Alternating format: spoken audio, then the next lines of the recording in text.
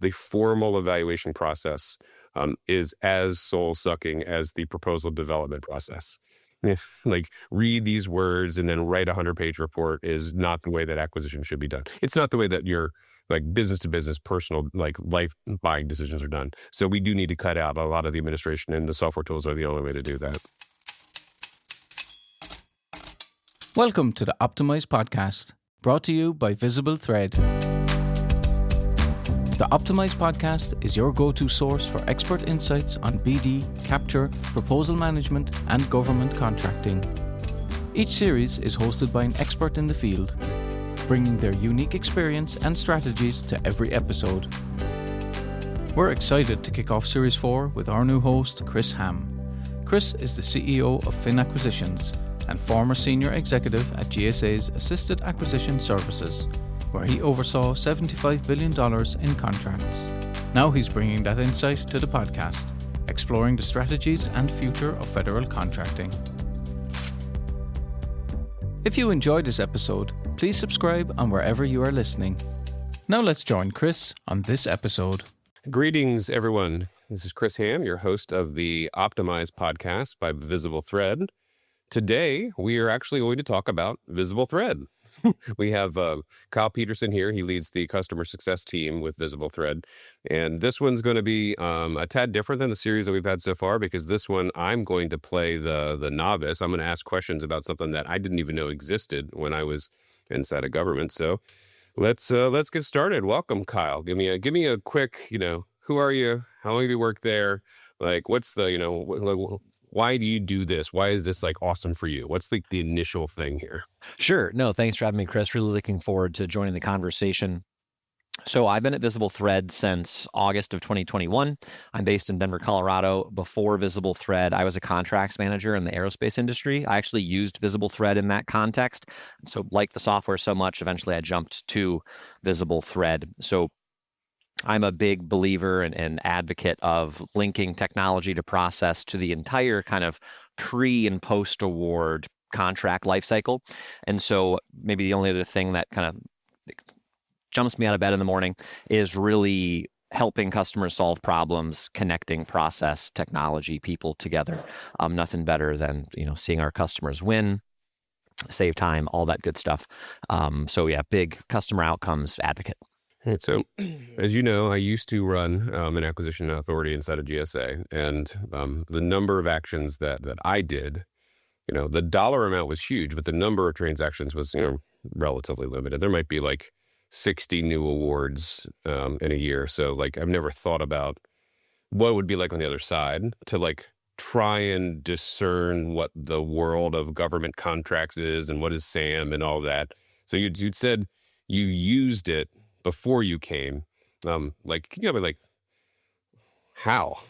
Like, what was like the first exposure to it, and then you realize, oh wait, I need to use this in order to actually navigate this really weird government acquisition thing. So I first started using it in 2017. It was purchased by my VP of Contracts and Commercial at the time. I was at Cabo Mission Systems, kind of aircraft OEM, kind of a mid-tier, second-tier supplier to a Boeing, for instance. And so it was high volume actuation type equipment, oxygen management systems for aircraft, both military and commercial. And so I used it to just do simple kind of contract modifications, comparison reports, what's changed, what's not, whether it's on terms, pricing, cost, schedule, et cetera. The use case that really kind of blew it wide open for me was, I'll walk you through pre-VisibleThread, then post-VisibleThread, was every single contract or solicitation that came through, either direct from the government or via a prime and service of a government contract, contained, section I, a whole bunch of FAR and DFARS flowdowns. And so what I needed to do was parse through that list and basically flag the ones that kept us up at night that needed to be flowed down to our sub-tiers. And I kind of had that two-sheet, two-screen dynamic. Here's the solicitation. Here's my internal FAR playbook. And I'm just kind of cross-referencing left and right it would take hours, a little bit soul destroying, as you can imagine. And so VisibleThread allowed me to actually parse through those FAR clauses very quickly and sort them into buckets. These are ones, mandatory flowdowns, recommended or potential conditional flowdowns, ones that we comply with and don't require a ton of attention. We don't text while drive, versus ones that maybe do give us pause. One other quick example, and I'll pause, is 52204-2 security requirements, anything dealing with classified work. We had an arm of the business that was cleared. We had an arm of the business that wasn't. We would frequently get classified flowdowns for non-classified work, even just flagging that and then kind of supporting our subcontracts team. It was a huge time saver and really a risk mitigator as well. So it's a 1-2 punch. Turn it just back to something you said, because this is one of those things that people outside of this industry don't understand the implication of the list of these Section I clauses and then all the other like administrative things that like you have to like read and understand. So, I obviously had to do that for the Federal Acquisition Service, to do that for DoD. So I had the GSA rules, and I had the DoD rules. Occasionally we do things with other places that had state specific things that were also applicable. And so like my customer would have to tell me, hey, this one is particularly important to us. We're going to make sure that we cite this. And sometimes we'll like pull it out of I and put it on H and say like, this is extra special, that if you're going to be driving in a government vehicle, you have to wear a seatbelt. You have to like certify that it's an anti-drug and work environment with a poster and all of that administrative stuff. When the new entrants, whenever like the non-traditional companies are trying to get into government space and they're complaining about regulation, at least half of what they're saying is, I don't know what any of this stuff means. I don't know why this is in here. I don't like, my lawyer somewhere is like, this is just going to be liability and onerous on us. And so like, it's just really interesting to see like that was the implication for you. And we're just like, all right, we just got to, these are what the rule makers make, and we just put it out there.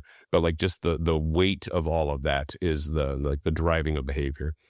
No doubt. And I would also just add to that, Chris, where at the time when I started using it, I was pretty inexperienced. I was not a FAR expert when I started doing that process, and kind of using the tech and that time savings allowed me to become a much better kind of practitioner.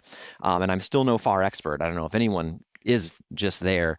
But it was a huge time saver. And even just going through that exercise of kind of structuring a search dictionary to sort those clauses, it took some upfront investment, but it really helped me understand the FAR and better collaborate with kind of my contracting officers or supply chain peers. So there's added value there too. And there's good news that anybody who is a FAR expert, it just changed. So anything that you say chapter and verse is, now it's all different. So it's worse. All right, so let's get into like what the software actually does, how you use it. Like, if I'm some random, some small business, that does ordinary consulting to some, ordinary business to business kind of thing, and somebody's like, hey, you should really like go after this new thing, and like you got to figure out where it is, where the opportunities are. Like, how would they choose VisibleThread, and then what would they do? Like, would they like upload a document? How would you get started kind of thing? Sure. Yeah. So it is a browser-based software application. So you have a login. We have a couple of different deployment models when we think about security. I won't go down that rabbit hole just yet. But yeah, it's software, browser-based. You log in just like you would log into your Gmail, ChatGPT, et cetera. And it is document analysis based. So you are choosing opportunities, statements of work, RFPs, contracts, anything that's PDF, Word, or Excel spreadsheet. You're uploading that into VisibleThread. We're actually working on a couple of SharePoint integrations as well to kind of reduce the download upload cycle. But you're choosing those documents that you want to slice and dice within VisibleThread.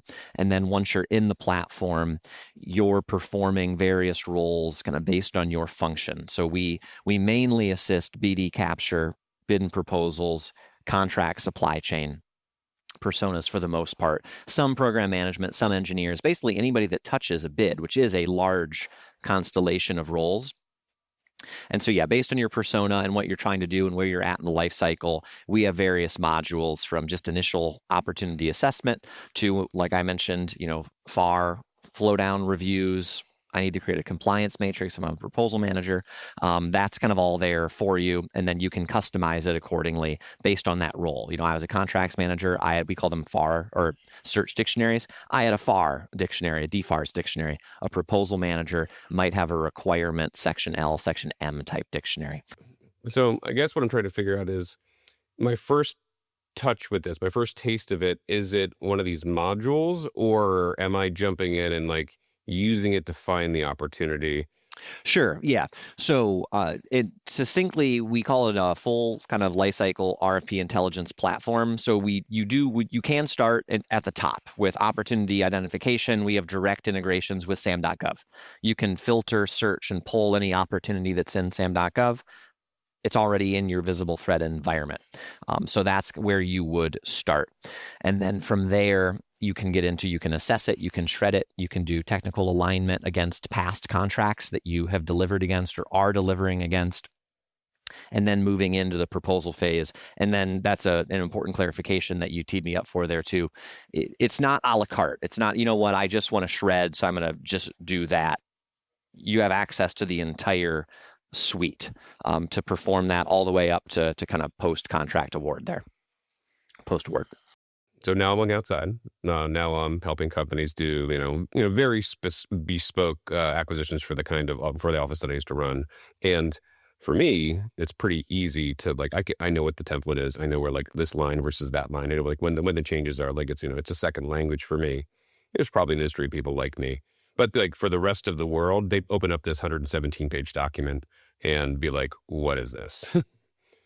So now, all the software tools that I use for my job, every single one of them has a summarize with AI button. And then, whenever the company's responding, they're like, can we use whatever the generative AI tools that we're using? Can we use it to do something to, populate a staffing plan or do pricing checks or do, authoring of solution stuff back. And so, everyone says, hey, this AI stuff is amazing, assuming you have your own subject matter expertise after to make sure it's right. But I know you just mentioned that you're using versions of AI or LM or generative stuff inside of the tool. So how would that work, independent of just the company that's doing their own prep? What would the use of AI be inside of VisibleThread? So we take a layered approach to AI. So there's multiple types of AI, but the big one that we hear a lot about is generative AI, GenAI, and then there's deterministic AI, which is 100% accurate. So the generative is that probabilistic, deterministic, 100% accurate. The reason I want to define that distinction is it kind of defines our approach to the software. There's good use cases for both types, and VisibleThread offers kind of both options there. So how would you use AI in VisibleThread today? So on the front end, you can use generative AI to, brief, interrogate a document. I'm a BD or capture manager. I need to just put together an executive briefing for my leadership team. What's the opportunity? What's just a quick summary of the requirements? What are the evaluation factors? Maybe what are some potential competitors? And before I would put together a 20-page or 20-slide PowerPoint, you can use GenAI to kind of slice and dice one or more portions of an RFP to generate that. So that would be part one. We can use generative AI to align an RFP against, I mentioned it earlier, kind of a corpus of past contracts, SALs, PWSs. Where have we done similar work before? Or VisibleThread, help me show alignment. We've done this before, but we haven't done this type of requirement before. Great AI use case. And then where we layer in more AI, but it's deterministic, it's not generative, it's repeatable, it's accurate, we will show you literally where in that documentation that requirement's appearing. So it's not just being conjured up out of kind of thin air. And then finally, moving more into, I'm a proud liberal arts major, into more of the writing, kind of crafting type work, using generative AI to help draft responses, cost volumes, basis of estimate, simple cover letters, and then maybe most importantly, teeing up that response, teeing up the large language model, that's the engine that does the writing, with collections of your own content. So you can point VisibleThread at past proposals. We think these are total winners. You can point it at any kind of document to help ground and contextualize your response. And that's where you can get in some good tone discussions as well. And then finally, on that writing path, once you have content on the page, also using generative AI to kind of help iterate, expand this, compress this, write this in the tone or the voice of an Air Force 4-star general or an SES at GSA, as opposed to a program manager, or even we have healthcare clients, healthcare customers, to an average cardiovascular patient. Great GenAI use case, which I can expand upon, but I'll pause there. All right, so you just hit a nerve with me. Uh-oh. Also, liberal arts graduate. So the people of my cohort, my friends who ended up in GovCon, if they were of the engineering background, they went into project delivery and they pretty much stayed there. They might get pulled into proposal management in some way for like, explain this, help me build a graphic, build something as a design.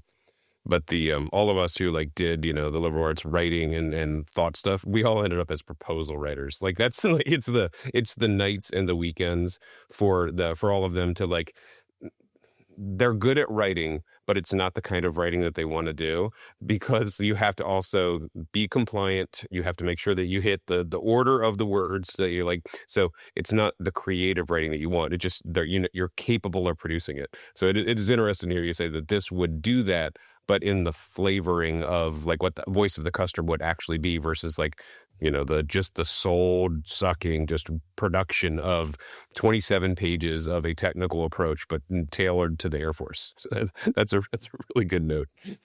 Actually, if you're curious, Chris, I have one more good story. I think that also it's not as important as the bid writing is. Another writing example that I'm passionate about, where I think if I had generative AI at the time, I would have employed it, was a little bit deeper into my contracts career.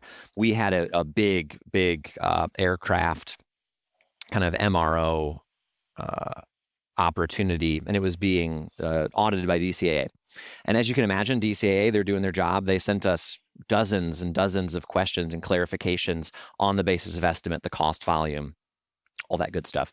And it was a little bit of an art to translate aircraft, heavy maintenance engineers and program manager kind of jargon into, not that DCAA couldn't read it, but just more quickly understand how we arrived at specific costs, to not only speed up the audit, but also increase trust with our DCAA partners. We're not trying to blind you with science. This is just how we got to the cost. I think it's a beautiful generative AI use case when we're thinking about audience, tone, author, connecting the author to the audience with just a different kind of bid and proposal use case. So it was a good example that I just was thinking about this morning when I was prepping. So going back to the before VisibleThread, like before you did that, before you used it in your previous job, and now currently with like the anecdotes that you'll hear from customers, what's the immediate, oh man, this makes like my life so much better? So generally it's hours, depending on the use case, the persona. I'll give you two examples. So we have way too many kind of customers who, before VisibleThread or other similar type solutions, I am literally copying and pasting every single shall statement out of a statement of work PDF into Excel. Brutal. And so that would take hours. VisibleThread, you can get that done in minutes. On the contract side, kind of same idea. If you're dealing with, Polaris, Oasis, 8, 9, 10, 11, 12 amendments, to RFPs, to statements of work, hours. I had one customer, they had 8 different contract amendments they needed to go through. They said using VisibleThread's dot comparison feature, it saved them 8 hours. So an entire working day.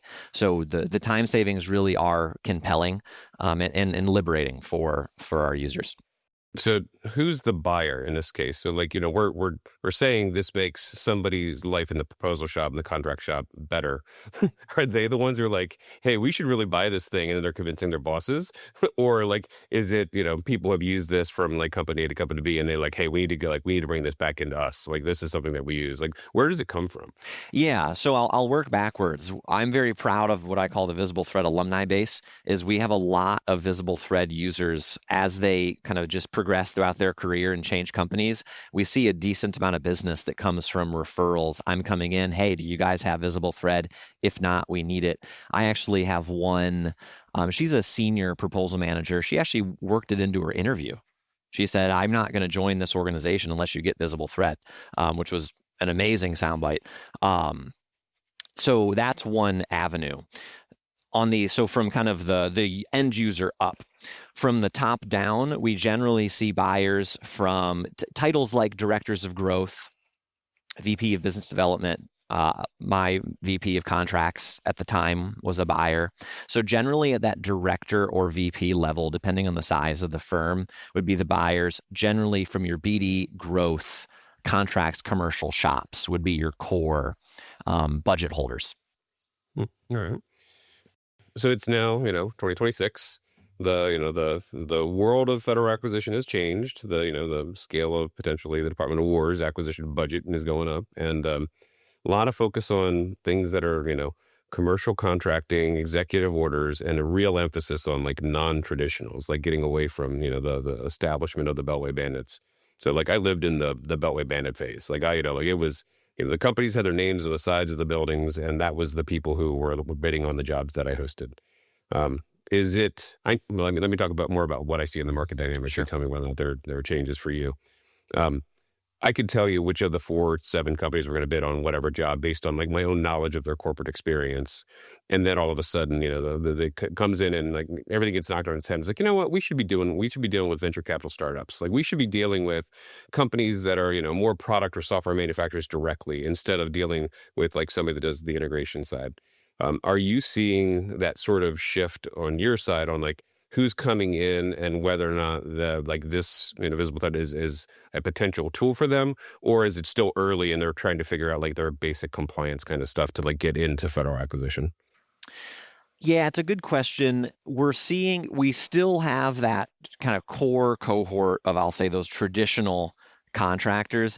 I will say we're starting to see some green shoots from more non-traditional shops. So maybe they're new to contracting in general, or it's just different types of products, drone UAV type suppliers. We're seeing really interesting increased activity from that kind of market, obviously with what's going on in Ukraine. But yes, I'm certainly hearing a lot about from my users kind of even how they're tweaking their bid and their writing strategies is, yes, compliance is table stakes, but really we need to clearly communicate innovation, lethality. So the messaging, I'm hearing a lot about how that's changing, and that obviously bleeds into just initial BD capture strategy as well. Yeah. I'm also seeing there was a disruption early in 2025 around Doge and contract cuts. And so there was, every company has revenue goals, expectations for like, last year was this, and then next year we're going to be plus whatever.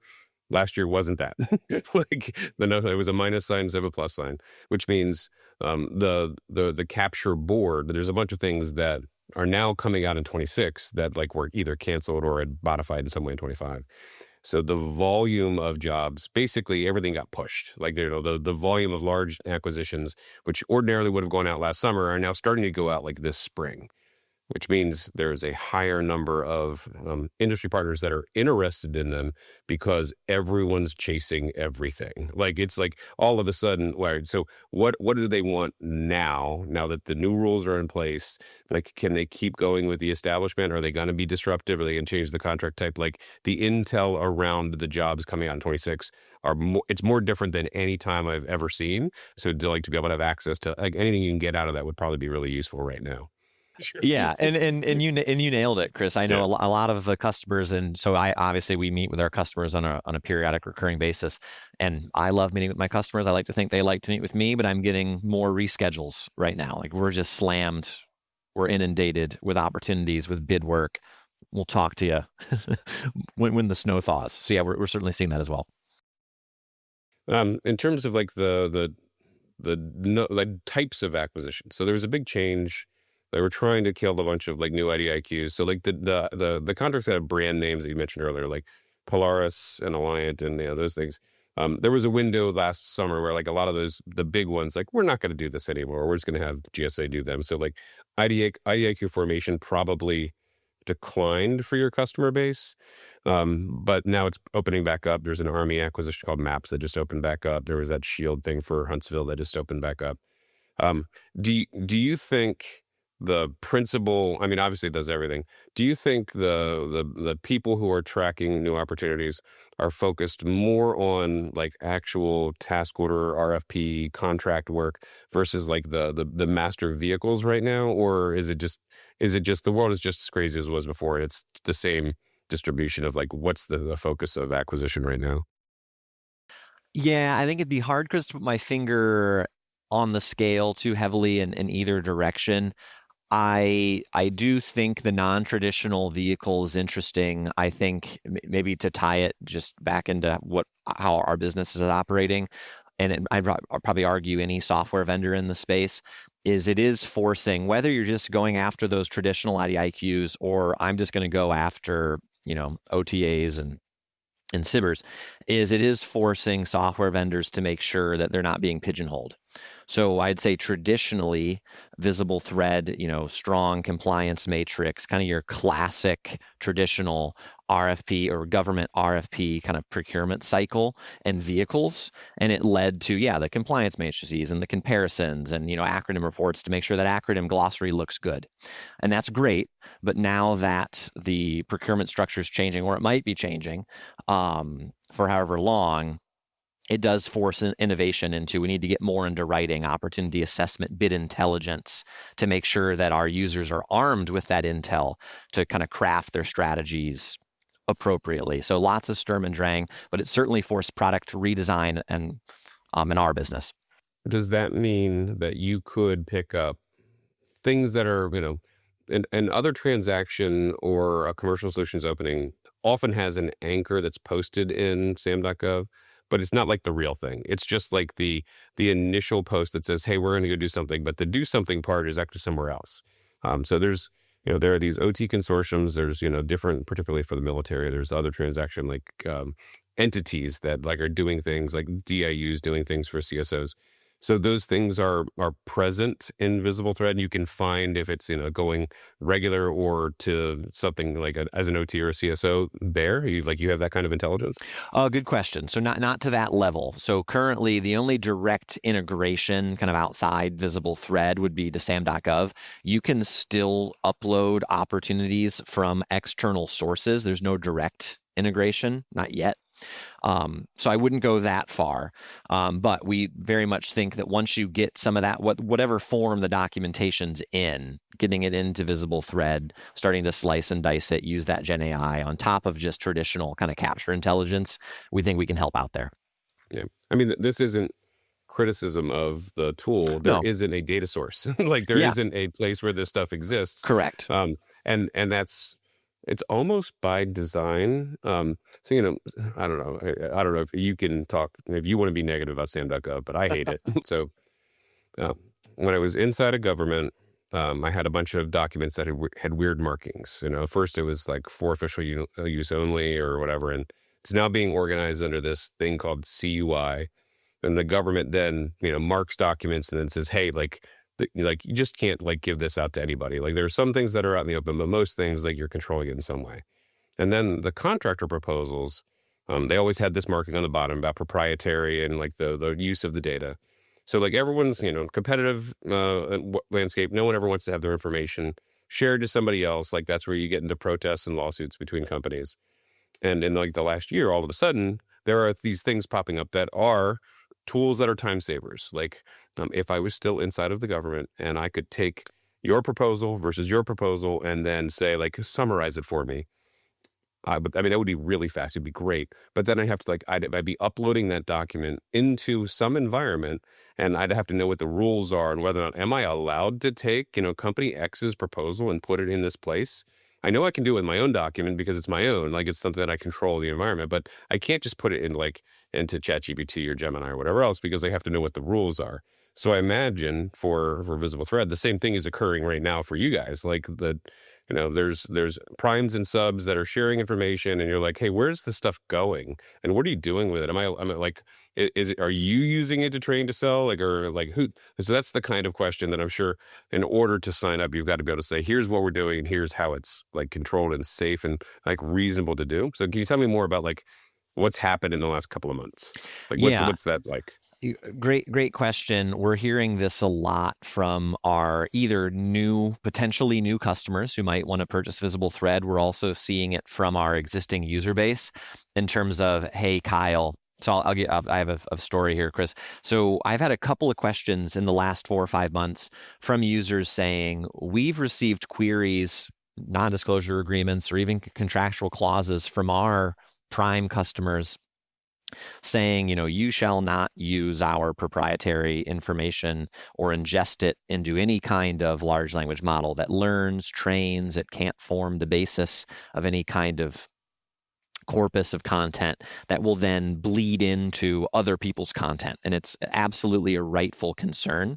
And so with this boom in generative AI technology, large language models, there is a corresponding responsibility and requirement to understand what kinds of content you are putting into what kinds of technology.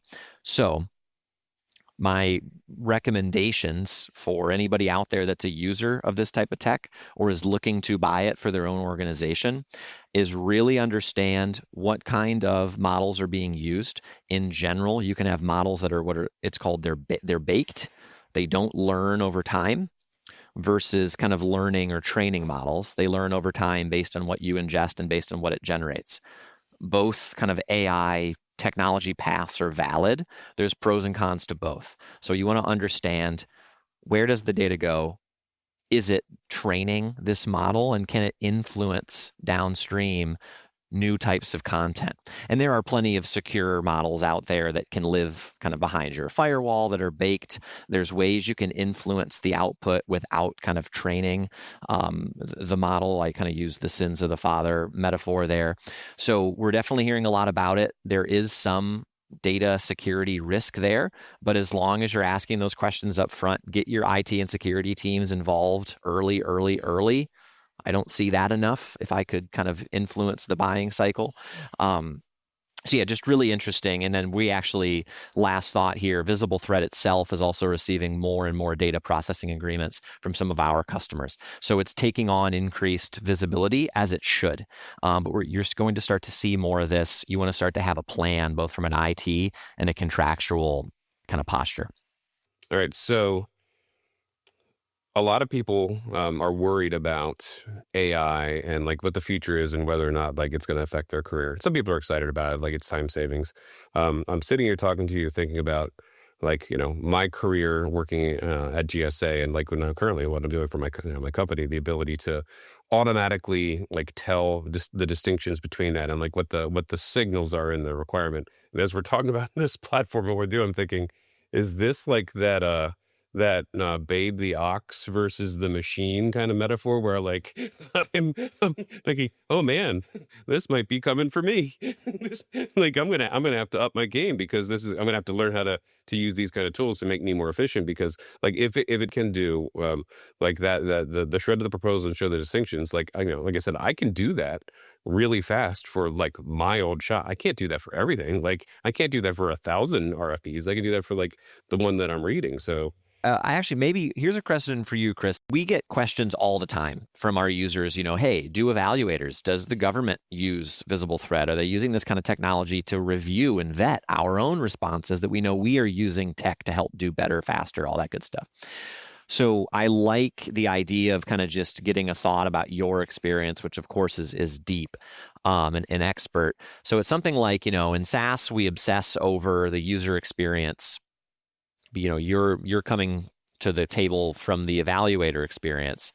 Is there anything that kind of bid capture proposal teams do within proposal responses that drives you crazy, makes it harder for you to kind of review it? Do you think that's trite? Do you think that's interesting? I'm kind of curious, but I wanted to get your vote on it. So I have I probably evaluated over 1,000 proposals and quotes. I've done written evaluations, I've done oral presentations, I've done demos. I've been locked in the room for a month to do source selection. The initial answer for do evaluators use software tools, the broad answer over the life of my career and presently is still no. Like it is, it used to be a binder, like a physical artifact. Now it's mostly electronic, but there used to be the information was controlled, like it's submitted to the contracting office. They're the ones distributing it to the evaluators. At the end of the day, it's being locked up in a cabinet. Like it was like physical security for it. There were tests, 10, 20 years ago, back when the idea of like JAD sessions where like everybody was on a computer and we're doing ranking. A lot of that stuff is designed by engineers where they want to have they want to put weights on things, like technical is 40% and management is 30%. They want to make it like an ordinal measure for like automatically calculating it. And then quickly the evaluator, the people who were doing that realized, that type of finite percentage kind of thing actually invites protest.